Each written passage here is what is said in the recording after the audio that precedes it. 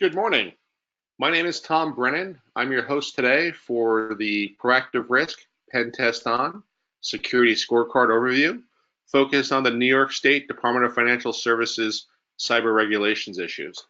So today's webinar is recorded. If we are not able to stay on the whole line due to other work commitments, we understand.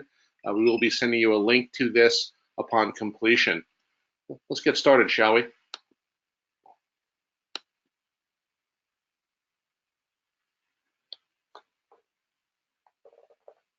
So let's talk a little about the New York Department of Financial Services regulations that are in effect currently. Organizations have scrambled over the last 2 years to be able to meet and exceed those requirements that were first pending and then finalized. The goal, of course, is to help educate organizations around due diligence and due care in handling customer data. Today we're joined by Alex and myself, Tom Brennan. Alex is with Security Scorecard. They're headquartered in the heart of New York City, and Security Scorecard is focused as an organization on third-party vendor risk, which we'll do a demonstration of shortly. I'm the CEO and founder of Proactive Risk. Proactive Risk is the organization that manages the platform known as PENTESTON, and we're also a member of the Veterans Business Incubator at NYU Future Labs in Brooklyn. So we are bringing these two things together as sort of peanut butter and jelly. If we go ahead and look at the purpose of the conversation around why is New York State DFS important, it's really about being able to defend and detect against any sort of hacking attempts to get to customer data, which could disrupt financial services markets, which, as you're aware, is part of critical infrastructure. So the ability to self-attest as well as to be reviewed to ensure that the organizations take appropriate steps to safeguard data is really what it's all about. Organizations that fall under this particular regulation that are focused are organizations that are state chartered banks, licensed lenders, private bankers, foreign banks, etc.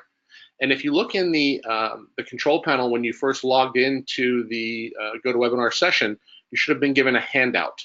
If you look at your control panel, you'll notice on the right-hand side it says handouts, and if you expand that drop-down, you will have a PDF file that you can pull down. That document is a summarization of the different regulations, what's important, and how potentially you might want to use that relative to information governance. So let's cover off on some of the dates that are important and some of the regulations.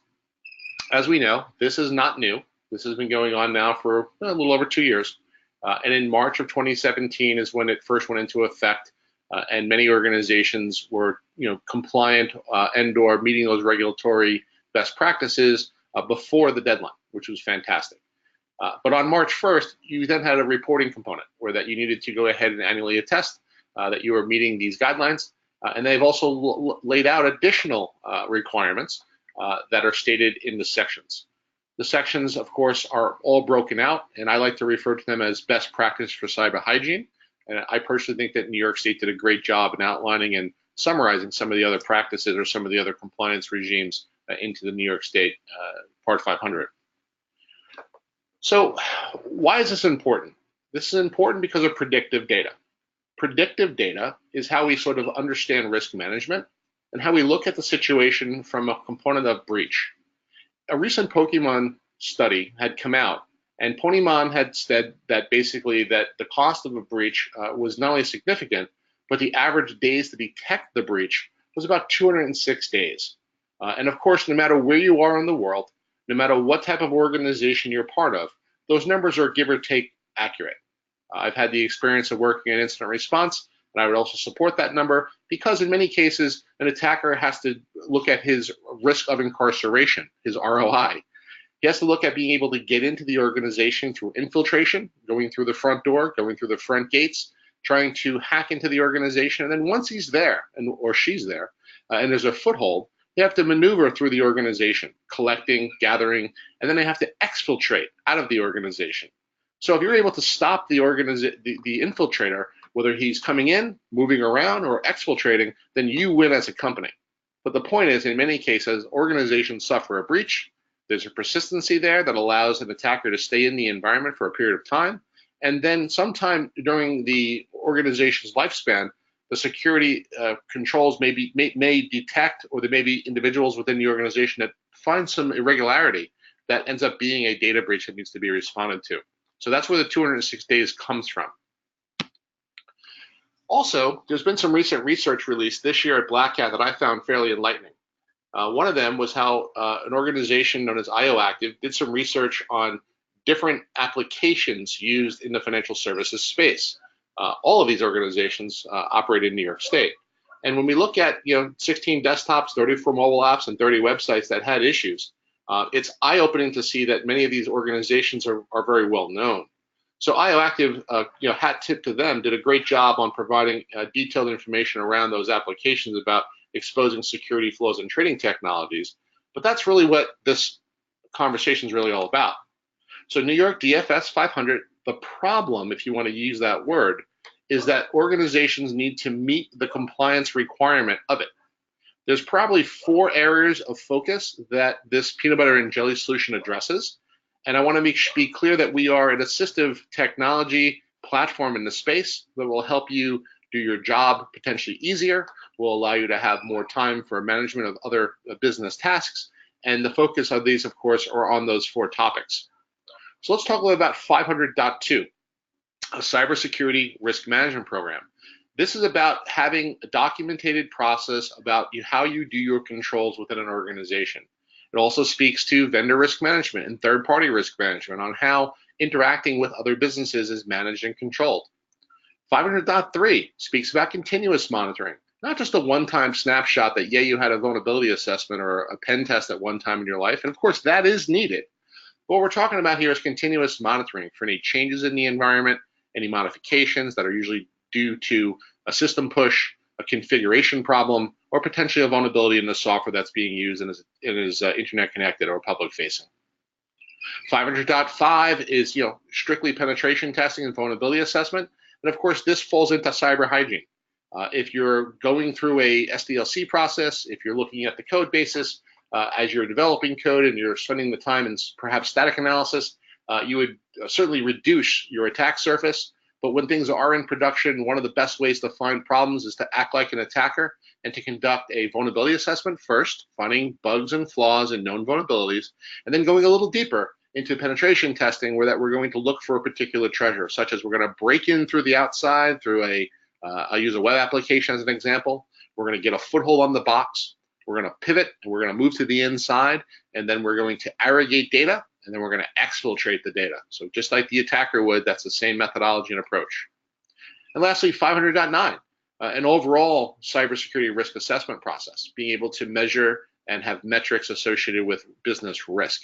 All of these four particular areas are not all of the New York DFS 500 items. These are the 4 that these 2 solutions act with together to assist you in doing that. Also, to be clear, we should be understanding how the intrusion kill chain works. I briefly described it, but the idea here is that good guys and bad guys, the only difference is ethics. And you may even say economic sanctions drive behavior. But at the end of the day, we need to look at our environments from the attacker's mindset. And we need to be able to look at it from a perspective of how would I break in and what would I do when I'm there? And how would that affect the organization? And how would I not be detected? And these processes that we have to continue to go through is where we talk about looking at being able to do reconnaissance. What is the attack surface? What's public facing? How can we then identify some low-hanging fruit potentially that allows an external attacker to slide in the sideways door through weaponization and then delivery of exploitation into the environment. And Anthony says hi. So with that, we're going to turn the keys over to Alex from Security Scorecard. He's going to provide us a demonstration around the product and the platform and give us a deep understanding of why this might be useful in your environment. Hold on 1 second, Alex. Let me.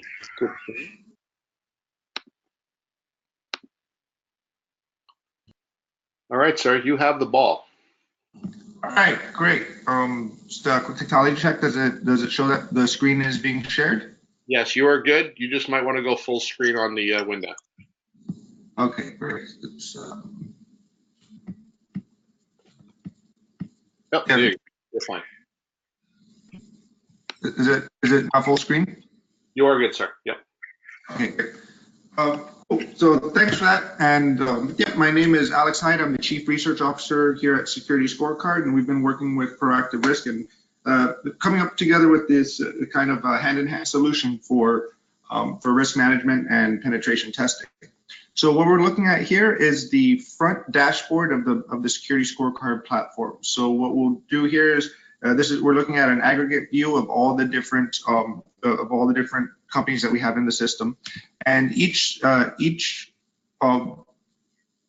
company can be added within a portfolio. So users have the ability to create different portfolios that will track and rate entities. So just as simple as adding a company domain name, like you would on a web browser, you could just type the domain name and add it to your portfolio. That allows you to instantly rate and measure and see the security posture of that enterprise. And it can be sorted by grade, it can be sorted by company name, by industry, by status and whatnot. So let's do an example and just kind of pull up a financial entity here. So we just added Bank of America. We can pull in Bank of America's card here. So we're looking at 10 different issue categories of risk within every enterprise. So we're looking at network security issues, so things such as exposed databases, exposed ports that are running vulnerable services such as SMB, VMC. We're looking at all SSL certificates. We're looking at all telnet ports, FTP ports, basically any type of service that is exposed to the public internet that would normally not be exposed to the public internet and attackers have the ability to take advantage of in some way. And in addition to that, we're also looking for positive signals as well, things like DDoS protection, extended validation on SSL certificates and the like.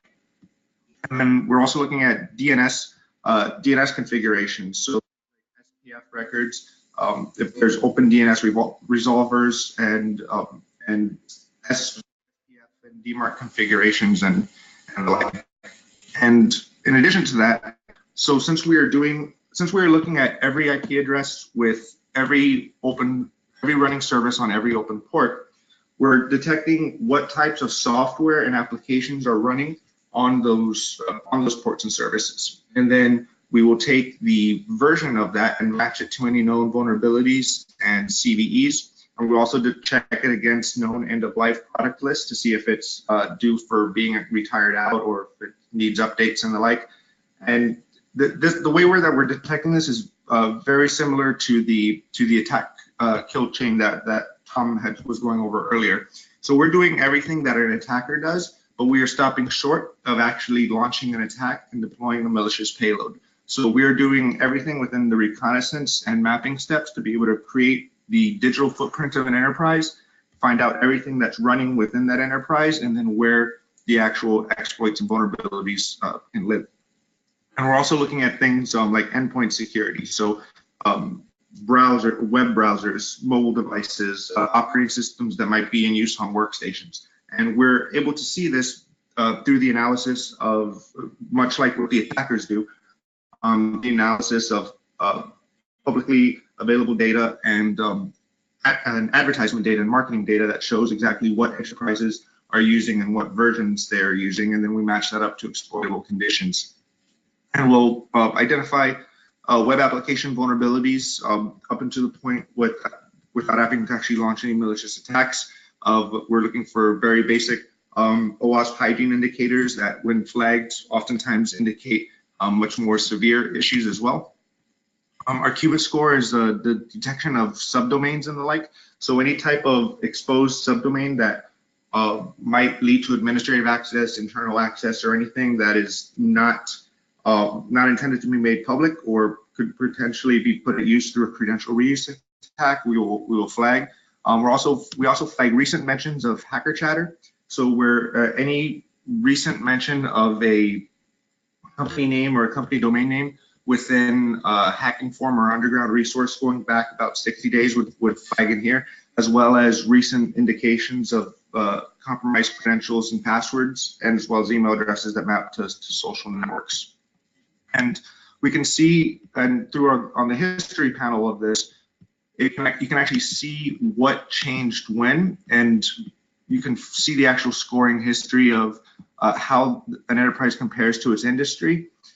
So the blue line is the industry average, the black line is the overall grade, and the blue shaded area is the range that it plays in. And you can actually see what issue changed when, at what time, and what caused that letter grade to change. So this is actually a very useful indicator that can show historical information going back up to a year, and as well as information from within the last week.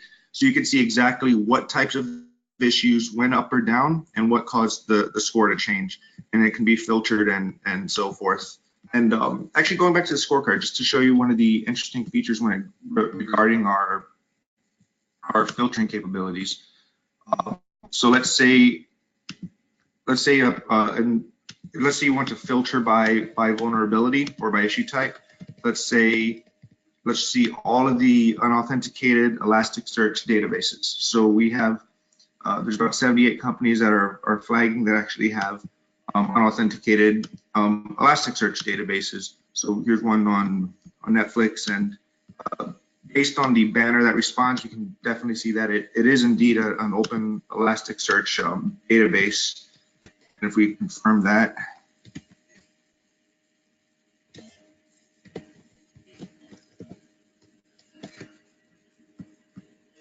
okay, so it looks like that issue actually got resolved as well.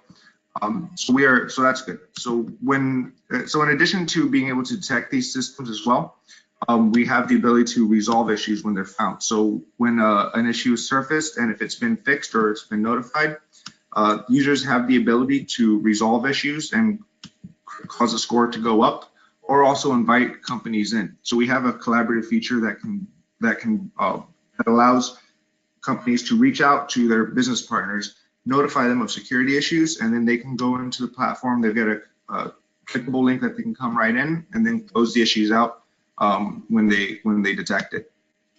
And going back to the original example that we're looking at, I want to show you an example of how exactly that how we map out the digital footprint and map out exactly what entities that we're seeing to what assets we're seeing in order to pull into the scorecard and actually create scores on. So that's what we do. This is where the aspect of our platform known as the IP attribution engine comes into play. So we have one of our patents here, Security Scorecard, is the ability to take an IP address and determine which enterprise is in control of that IP address, regardless of whether or not it falls within their assigned AS range. So CDN IPs, third-party cloud service IPs, and associated domains, we will pull that in and attribute it to the company itself.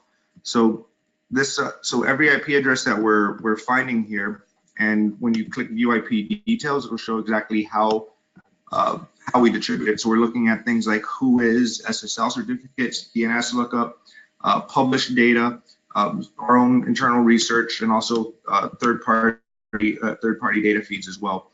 We're looking at all these different indicators in order to pull in exactly what domain and what IP address is associated to what domain name, and then what's running on that IP address and what vulnerabilities would that contain. And then all that information is calculated into the overall security score. And we go back to the scorecard, and in addition to actual identifying of issues, which can be used to both collaborate and remediate on, we also do an automated mapping into compliance. So in this initial dropdown, this is what I have configured for my account.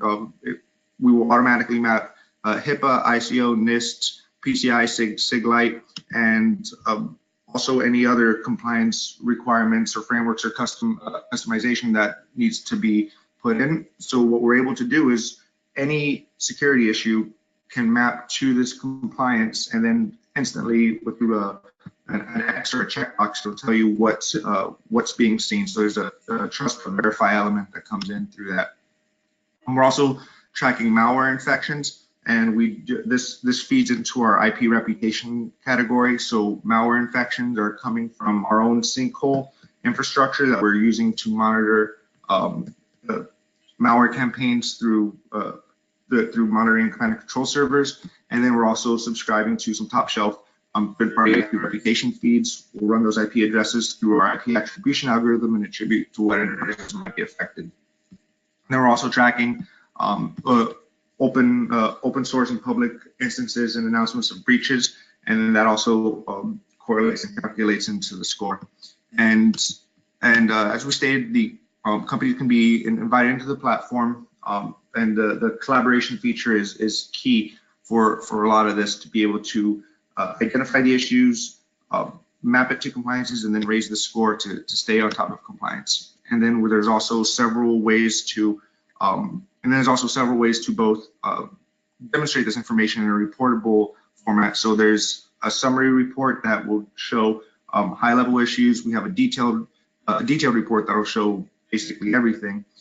There's partnership reports that are available for partners. There's even executive level reports, which are very high level. And we have comparison tools, and where you can also basically drag and drop the types of companies that you would like to rate, and it'll tell you exactly who's better in what categories. And when it comes to the standpoint of integrations, this is where things start to get really cool, because we're able to both push all the information that's stored within the security scorecard, including the digital footprint and all the issue types, can be pushed out into other platforms and whatnot. And in addition to these integrations that we have here on the screen, we're also working with Proactive Risk and the PENTESTON platform. So on that note, I'll pass the screen back to Tom, and we can go into exactly how the Security Scorecard platform and the Proactive Risk PENTESTON platform can work hand in hand to really go deep and actually start validating and confirming a lot of the findings that are being surfaced. Great, thank you, Alex. So let's go ahead and switch back over here. Give me a second, folks.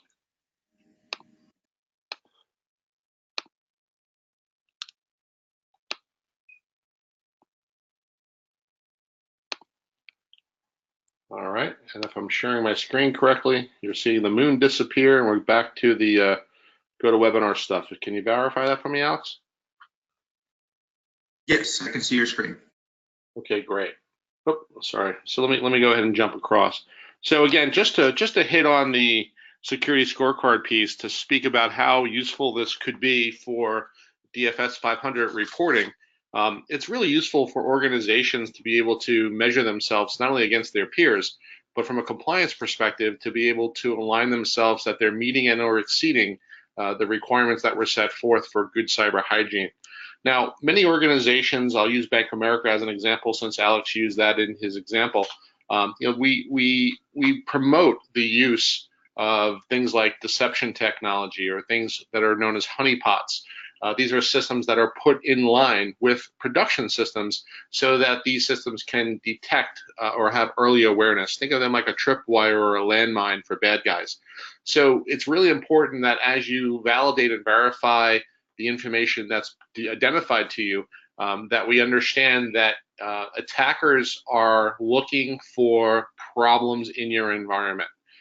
And what can be used by bad guys can certainly also be used by good guys to go ahead and make their environment better. That's the premise. So when we look at what I'm showing here, which is just a list of different organizations, I can go ahead and choose to sort this by score. I can choose to sort it by company, by industry, by status, whatever it may be. And of course, these scores are very useful. So I'll jump into an academia example at New York University. And again, like Alex demonstrated, you can find areas of concern that should be further investigated. This information is very, very useful. And of course, so is the digital footprint of that particular organization, as it's stated by Security Scorecard. So So let's go back to peanut butter and jelly, shall we? And before I jump into the other conversation, I just want to remind people that there is a Q&A portion. So please feel free to submit your questions into the Q&A in the GoToWebinar control panel, and we'll take time at the end to address the ones that are submitted. Okay, so let me jump into the PENTESTON demo. So PENTESTON is an organization, or should be, is a tool by my little company that was built out of necessity. Out of necessity, being a service provider, being a guy that did penetration testing full-time for a long part of my career to help organizations identify threat and improve beyond that. And along that way, I did a lot of work in the community, and particularly around helping create best practices, things like threat modeling, how to hack web applications manually, incident response programs, et cetera, et cetera, et cetera, that are all available at PENTESTON to download and check out. The purpose, though, was to go ahead and build a platform that was useful for organizations to go ahead and find out what they don't know. So some people would say, well, hey, that's a simple subdomain discovery and understanding what's in your environment. And others might chuckle and say, no, that's just where it starts, because only DNS is going to dictate what you've actually put CNAMEs in place for, right? So if we look at the ability to go ahead and create that, we start saying, well, I probably need different tools. I might need different things to use. So what I've done is I've actually created a platform that allows me to invoke these tools in a separate processes and allow you to go ahead and have a managed environment. So you as a customer log in, which you're going to see a demo of that in a moment. You're going to be able to use a workbench, similar to like a workbench in your garage that might have hammers and screwdrivers, etc. And you'll be able to leverage those tools for your purposes. You might go ahead and decide you want to build a go-kart, as an example, or you might want to go ahead and try to find the security problems in your automotive system. But the reality of it is that having the right tools available to you is what this is all about. Now, some of the tools obviously are tools that need to be licensed commercially, that may have a license key, and in some cases you'll be able to add those license keys to the tools within the platform, and other tools may have an API key that allows our platform or our workbench to talk to that tool. At the same time, there's still other widgets that we've actually created that allow us to invoke the process or spawn the process, get the results, then pull in the results, and then be able to take the output and then go ahead and manipulate the output to be used on an input for another tool or another process. Now remember, as I would say in investigations or forensics, tools don't testify, right? People do. So it's a matter to understand that tools are very, very useful in the process. But if you're like me, I prefer to write checks. I'm not the guy that goes to Home Depot and buys a bunch of tools and builds an extension on my house. That's not me. But I can take a bunch of tools and make my work process faster, quicker, easier, provide a more consistent result for my team and the team of others. So let's jump into the platform, shall we? The platform is a pretty visual. It's going to allow you to stand up a platform with your teammates to say, as an example, we have this very large environment that might be under DFS 500 compliance requirements that needs to be reviewed and assessed. We're going to work with perhaps a few parties, maybe they're a third-party organization, maybe they're independent contractors, maybe they're W-2 employees, whatever. But you have a team of people that are here to work with you. The platform allows you to make a runbook or a process that will include a few simple things. Number one, we have to define the authorized targets, right? It's not okay to shoot on things you don't own. So when you have an account, you shoot on the things that you have access to or that you own. The second step, of course, is scheduling a test. And again, what that means is, I'll demonstrate this in a moment, but it means setting up a series or battery of assessments that'll provide some of the low-hanging fruit or provide you some of the cursory review data that you do need to conduct manual security and manual assessments. And then lastly, generating a report. Now, honestly, I hate reports. I would prefer to pull data into a system and massage it into an Elasticsearch database or something similar and produce my own sort of needs, or push it into a third system, perhaps for ticketing or triage. But again, generating reports is still a very important process. So let's step through this. So the first thing is I have to manage my targets. Targets that I have here are just examples, of course, But these example targets are systems that we have access to. And you'll notice this one says demo APK. Well, why? It's because when we create a new target, we can accept different types of targets. We can create IP addresses, right? Single IPs. We can do entire websites like www.yourcompany.com. You might be testing the telecommunications system, so you want to look at the SIP ranges, of course, that are public facing, or perhaps you may have an APK file that, again, it's a workbench, right? You may want to upload an APK file and determine if you have any code issues that should be identified. Same thing with PHP and same thing with Python. So as we build the workbench out, it becomes more than just a vulnerability assessment tool for internet-facing things. It becomes a workbench to find bugs and flaws. And however that information is presented to the platform, that's all useful stuff. So again, that's how you create a new target. So again, you manage targets by having the targets that are in the system, and then you would schedule a test. So before we schedule a test, let's show the connection with our friends at Security Scorecard. So at Security Scorecard, we have a relationship there that allows us to look at the targets that are currently under management. So in this case, as an example, we're going to go ahead and look via the API connection at our connection to Security Scorecard, and we're going to look at all of the systems that are now being pulled over from Security Scorecard, as Alex so elegantly described. Now, with these targets, again, with authorization, of course, we would be able to pull the data from those particular targets, meaning the host names, the IP information, the threat information, etc., and start using that as part of the assessment. And that's really important. So let's say, for example, I'm working for, I don't know, the city of New York. I would simply go ahead and go into synchronize here. I would go ahead and take the city of New York. I would simply synchronize its data, and that would pull that information via API into my portal, right? So now I've just moved vulnerability data, meaning targeting data, across to the other side. And as I call it, now it's on the high side where that I can go ahead and then conduct assessments on that particular item. And as noted here, it's associated with Security Scorecard. Again, I can purge that data out if I choose by just simply killing it, not a big deal. But the reality of it is that's how easy the integration works with Security Scorecard for pulling data in bidirectional, meaning pulling it into me and then pushing data out, perhaps to validate findings that were identified. Let's jump into scheduling a test.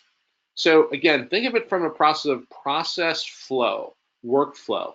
Again, if you're a service provider, you may want to have 10 people helping your customers be better. So there needs to be a process to manage security assessments. So for example, perhaps they take an assessment on a target like this, and then they go ahead and they name the target ABC, whatever your internal standard is going to be. And then of course, there's going to be a selection, and a selection of tools. Now, when I say that it's easy to go click, click, click, and be able to have these information assessed, what this really is doing on the back end is it's doing a lot of heavy lifting for the analyst, for the assessor. Now, each one of these different tools, as I've identified before, all of the integrated tools, it does, of course, make sense to realize how things actually work manually before you're just radically firing off a tool at whatever target happens to live there. Hence why we wrote the paper on how to hack web applications manually. I always say, do it manually, then find some tooling that might help speed up the process to make it more efficient, because humans are typically not as fast as computers. So if we are then picking the right associated tools and we're getting an output, it will allow our assessors to conduct their project very, very quickly.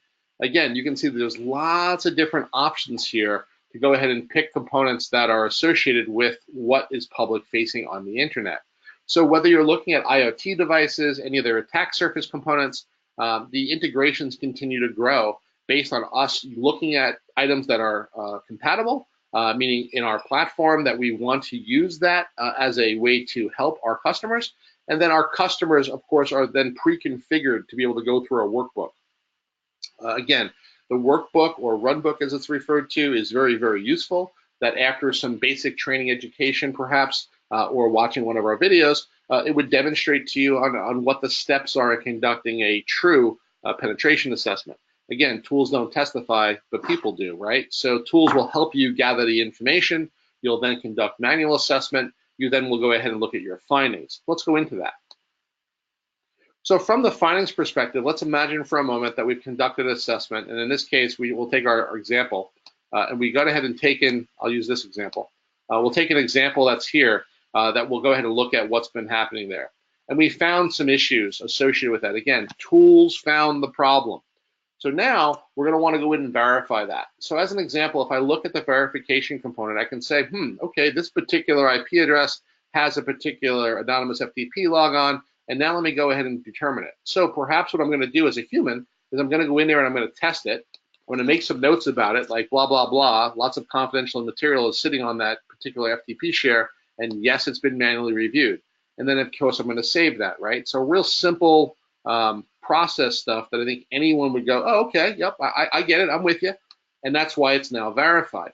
Because when you generate a report, again, by generating a report, what you don't want to do, of course, is generate reports with false positives. False positives make developers pissy because you're giving them stuff to verify or look at that may not be true. So my goal, of course, is to help identify problems, help suggest risk controls, and then go ahead and work with teams to help solve big issues or little issues. It depends on what they are. So creating reports is very, very useful. But remember what we said about the findings. The findings are really what's going to be useful here in having a human go through them and confirm that these things are actually real. I can't stress that enough. Although everybody wants to push a magic black button and have security, that's not how it works, unfortunately. So we talked about reporting. We talked about how that is associated. Let's talk about manual findings. Let's go back to that test case. At the test case here, let's go ahead and speak to a configuration problem that was identified on a particular protocol, and then, of course, whatever port that may have been on, and then let's go ahead and drop in there whatever the finding might be, or let's include a screenshot, or let's go ahead and change the alert level. Again, this is very, very useful for manual testing because you're going to do manual testing, verified. In some cases, you might have your peer that you're working with on an assessment say, yep, we got it. We got SQL injection. We got a shell. Great. Like, let's go ahead and confirm that that's exportable, and then be able to provide some evidence to the organization that you're working in. Again, the platform, the workbench, is a platform for such things. We talked a little about reporting again. We talked about being able to compare reports, being able to compare A to B. So you might have multiple reports over a period of time you want to compare for delta analysis. You might want to generate reports, as I mentioned before, that are associated with a particular target. And you also might want to pull reports down in different formats. I use the PCI ASV format. PENTESTON Workbench will become an ASV in the near future. So I'm very much managing my report output to that model. And I'm also very aware of things like the recommendations from the CREST organization for standardized reporting format. So we'll be meeting and exceeding that, as well as some of the best practices that we've helped work on at OWASP. So lots of good stuff for that, including P-test as well. Integrations. We've demonstrated a long list of integrations visually by showing you that there's a bunch of different tools that are involved in our workbench or available to the workbench. But you can also go ahead and via API choose which items you need. Now, if I click on this particular one, I would be unveiling all of my API keys for the tool. So I won't do that on the demo. But I will point out the second one. The second one is the API key of our API. Now watch this. This API will help you go ahead and pull data from our system that'll be useful in other systems that you may have. Now by quickly generating another key, of course, that key has now been randomized and has changed, so therefore not a big deal, right? So the concept is that I can go ahead and allow people to have access to the tool, and allow that DevOps mindset to drive a kickoff of a build and say, hey, we have a change. Let's fire off an assessment here. Let's alert some humans. Let's get some humans engaged as to reviewing what we've determined. And again, we want to provide valid and verified results. Okay, that's the main message I'm trying to get across. The workbench is a platform. It's not a solution for the problem. It's a workbench. Okay. So let's keep going. We also have the ability to go ahead and add multiple users.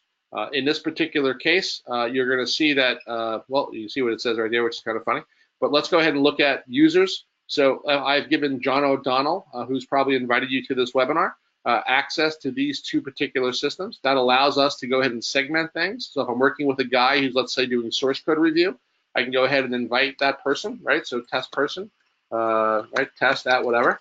And then that way I can go ahead and kick that person access. Now this is very, very useful if you're working with independents or third parties that have a particular ability to help you on an item, whether that be let's say static analysis, etc. But you want to be able to collaborate with your teammates, in my opinion, and you want to be able to produce a result. So all these things, of course, are interesting. If there are any questions during the time or you run into any problems, you can quickly create and open a support ticket, and then that would go into our team to be able to triage and see how we might be able to assist you.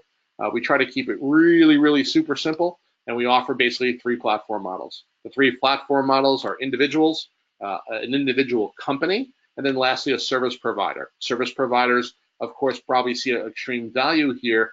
If you're also helping organizations with DFS compliance, this allows you then to go ahead and have a team of individuals working on behalf of your customers and allow that to sort of be useful or scalable to what you're doing. Together, Security Scorecard has certainly a lot of great customers that continue to evolve and make their cyber hygiene better. We look forward to continuing to work with Security Scorecard and other organizations as we grow our relationships and as we grow our platform. The press release that came out was very, very useful, particularly around DFS, and we think that this is a useful platform that will allow you to go ahead and focus on these particular areas associated with the different platforms. So with that, if there are any additional questions, please throw them into the Q&A part, and we'll jump back into that in 1 second. So that completes my quick demo on PENTESTON. But remember, let's go back to the intrusion kill chain. What you see here is what Alex had described earlier. A lot of reconnaissance, and the ability to go ahead and pull these things together. What PENTESTON operates in is in this particular space, right? The weaponization, delivery, and exploitation. The idea here is that these 2 items together make your organization much more resilient and maybe even safety, where that you're identifying risks and flaws, you're addressing the issues, you're trying to level up and make sure that it's a business acceptable risk. And then once you know what you have, you can go ahead and put controls around it as needed. So again, it's very important that this model is focused on people, process, and technology. Those 3 things together, I think most would agree, is how we become better at offering or protecting the things that our customers rely on. So with that, there is never enough time. So I do want to say thank you to Alex, as well as John O'Donnell, and the other people that made this webinar happen today. It's very simple to get in contact with us by telephone, email, or simply registering online. If you register online, John O'Donnell will be assisting you with going through the process of a product evaluation, and that allows you to kick the tires, determine if the platform is useful to you as a team, as an individual, as a service provider, and if so, then we'll take the natural course there. I'm going to run over to the questions bank here that's coming in, and let me just go ahead and see how that looks here. All right, first question is for Alex. Alex, the question or statement was, great job on presenting Security Scorecard. Can you speak a little bit more as to how you would suppress things like false positives if they were identified in your system? Sure thing. So regarding any information that might be interpreted as inaccurate or looking for clarification on it, the resolution feature on the Security Scorecard platform is intended for that very purpose. So in the event that we are picking up things like honeypots or deception platforms, those can be resolved with notifications of compensating controls and whatnot, and also the calibration of the digital footprint. We allow that as a feature as well, so assets can be added and removed and customized, and we encourage people to, when they get onto the platform, to calibrate their digital footprint and calibrate the scorecard for the most accurate reading. And what we're finding is whenever we find something, it's not a hard set of this is the problem, you're being scored, you're being penalized. It's to bring awareness to the issue that if we see it, other people see it, and then we have a process of resolution and remediation built into the platform for that. Great, thank you. Another question that's coming in, that came in was to me about how does PENTESTON compare to things like Metasploit because that platform is used for things very similar. The answer to that question is Metasploit is a great platform. I use it all the time.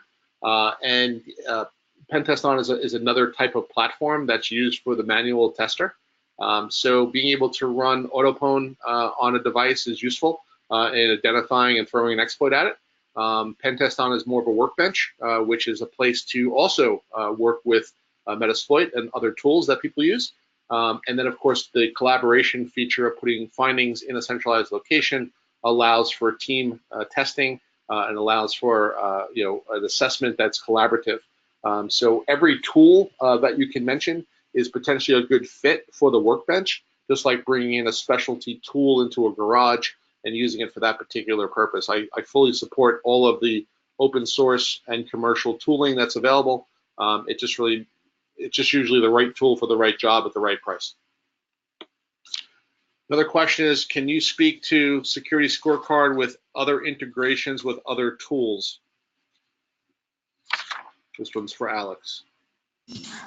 Yeah, so we actually have, we just launched an integrations portal to highlight some of the things that we're integrated with. So right now we have current integrations with, in addition to PENTESTON, we have integrations with RSA Archer, RSAM, SAI Global, to the Thomson Reuters risk management platform, and the list is growing within. Sorry, my screen's not shared.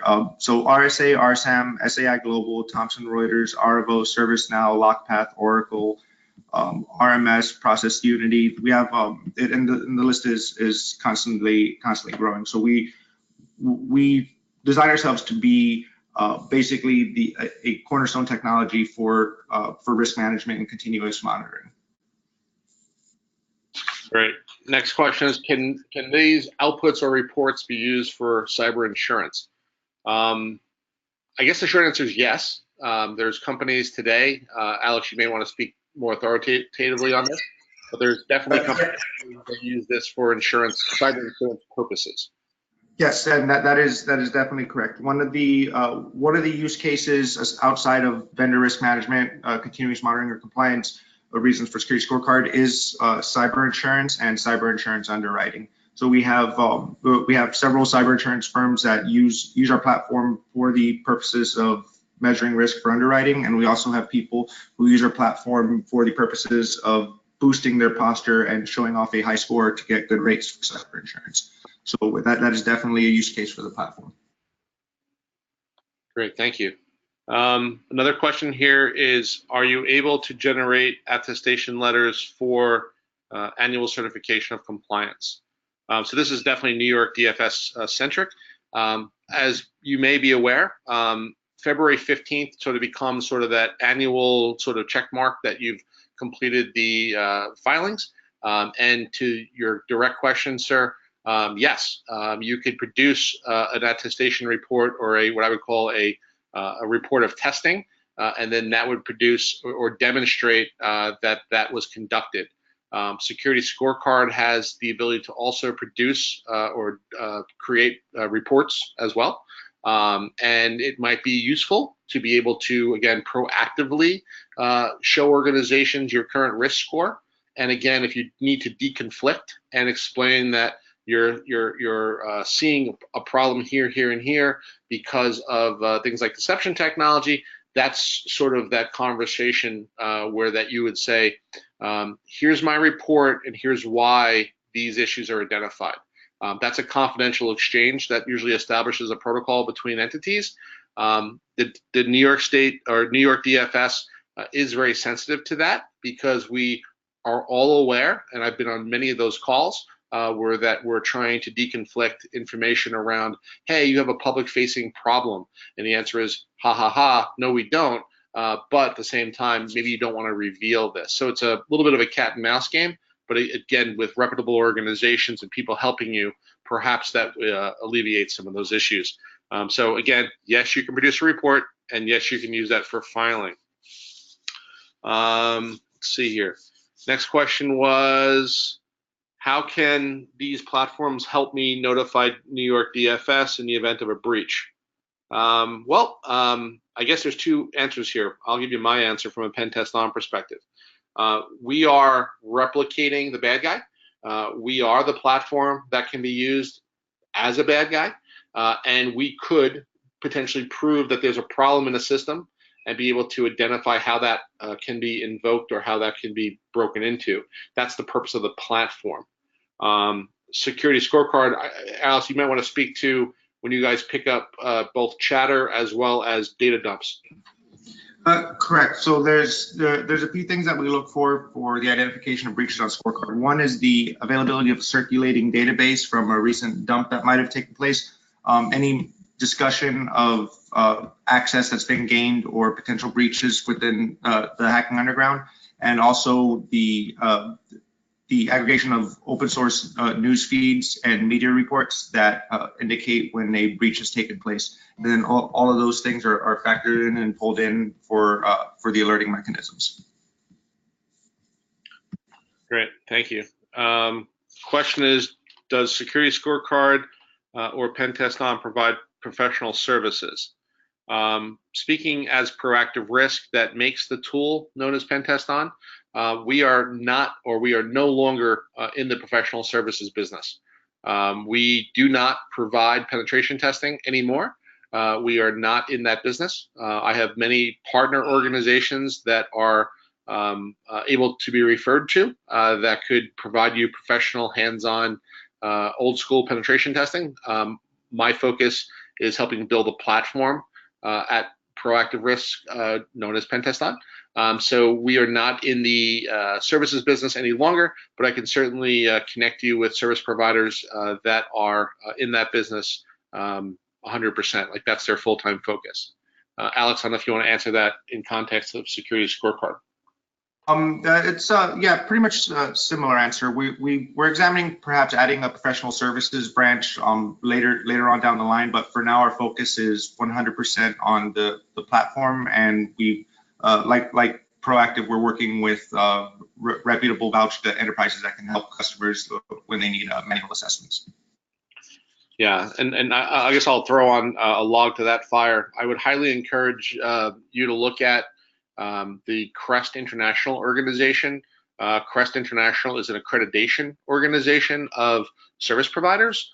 I think there's about 148 of them globally that have met and exceeded the accreditation requirements to touch critical infrastructure. That might be a good place to start. And if they're on the list, good place to start. Just like if you're looking for a PCI assessor, good place to start is the PCI Council. So there's always good reference material out there. All right. So with that, if there are any additional questions, please feel free to send them in or send an email to the contact me. We'll be happy to follow up with you directly. I appreciate folks taking the time to join us today, and I hope this has been a little educational about a new tool that's being raised in the New York University Veterans Business Incubator and Security Scorecard, which has been a great partner, and we look forward to continuing to work with those guys over the years. Any last words, Alex? Yeah, thanks everyone for joining, and looking forward to following up with anyone. All right, guys. Well, thank you.